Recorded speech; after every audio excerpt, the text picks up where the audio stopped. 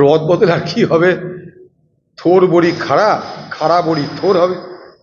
দিদি থাকবে মাথায়, চোররা থাকবে নিচে, পাশে থাকবে পুলিশ, লুটপাট অত্যাচার রাহাজানি খুন খারাপি ধর্ষণ জায়গার তাই চলবে। রদ বদলের মানেটা কি? থোর বড়ি খাড়া কিংবা খাড়া বড়ি থোর। দিদি যেখানে আছে সেখানে থাকবে, কারণ দিদি বলে হাম কভি নাই সুধরেঙ্গে। তো দিদি যেখানে আছে সেখানেই থাকবে।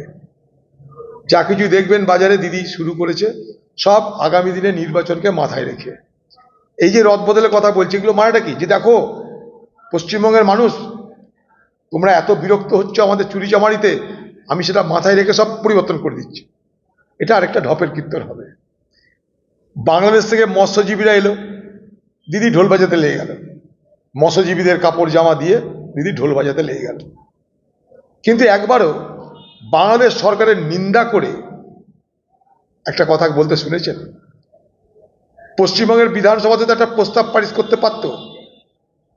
আজকে শ্রীলঙ্কায় তামিলনাড়ুর মৎস্যজীবীরা চাষ করতে গিয়ে, এই মাছ ধরতে গিয়ে, কাচ্চাইতিবু বলে একটা জায়গা আছে শ্রীলঙ্কা আর ভারতবর্ষের মাঝখানে, সেইখানটাই সীমানা নিয়ে অনেক দিন ধরে অনেক রকমের বিতর্ক আছে।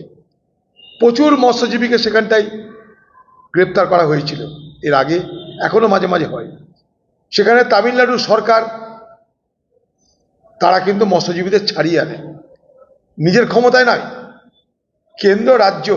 কারণ আন্তর্জাতিক কোনো চুক্তি করতে গেলে কেন্দ্রকে দরকার, সেখানে রাজ্যের তদবির আর কেন্দ্রের সহযোগিতা দুটোর মিলে হয় এই মৎস্যজীবীদের মুক্তি হওয়ার ব্যাপারটা।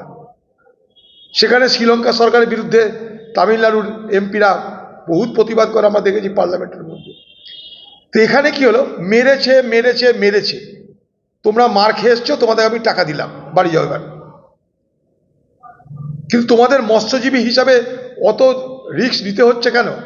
তার একটা বিধি ব্যবস্থা কি করা দরকার? ভবিষ্যতের জন্য যাতে এই সমস্যা তৈরি না হয় তার জন্য কি করা দরকার? ডিমার্কেশন লাইনটা কি? কোনো ভাবনা আছে? কোনো আলোচনা আছে?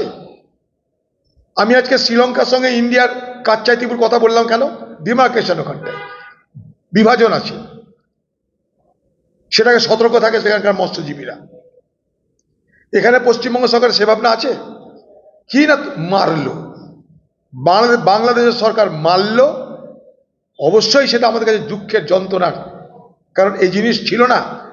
বাংলাদেশের সীমানা পার হওয়া আর বাংলাদেশের মানুষ সীমানা পার হওয়া, ভারতবর্ষে আসা, এটা নিত্য নৈমিত্তিক ব্যাপার ছিল। দুদেশের মধ্যে এই বিনিময় চলতেই থাকে। কিন্তু আজ সেখানটাই মৎস্যজীবীদের মারা হলো, ধীবরদের সেখানে দৈহিকভাবে তাদেরকে নির্যাতন করা হলো। বাংলার মুখ্যমন্ত্রী এতদিন চুপ থাকলেন, যেই ছাড়া পেয়েছেন অমনি কৃতিত্ব নিতে ঝাঁপিয়ে পড়লেন। কৃতিত্বের প্রতিযোগিতায় ফার্স্ট ম্যান, তিনি ফার্স্ট ওম্যান দিয়ে টাকা পয়সা যা আছে, শাড়ি, এই জামা কাপড় দিয়ে দেখাতে চাইছেন, দেখো আমি তোমাদের জন্য কত না ভাবি। কিন্তু বাংলাদেশ সরকারের বিরুদ্ধে কোনো প্রতিবাদ হয়েছিল? বাংলাদেশ সরকারের বিরুদ্ধে কোনো নিন্দা শুনেছেন? বিএসএফকে গাল দেওয়া সহজ, কিন্তু কোস্টগার্ড সেটা তো পুলিশের নয়। সে কোস্টগার্ডের মাধ্যমে আপনি যাদেরকে গাল দিচ্ছেন তারাই কিন্তু মৎস্যজীবীদের ফেরত নিয়ে আসছে। কোস্টগার্ড আপনার রাজ্যের অধীনে নয়, তারা কিন্তু ফেরত নিয়ে আসছে, আর আপনি গালাগালি দিয়ে যাচ্ছেন। আর যাদেরকে নিন্দা করা দরকার তাদেরকে নিন্দা করছেন না। মোহাম্মদ ইউনূসকে আপনি নিন্দা করতে পারলেন না, আপনি আমাদের দেশের বিএসএফদের গালাগালি দিতে পারলেন। ওটা অদ্ভুত ব্যাপার।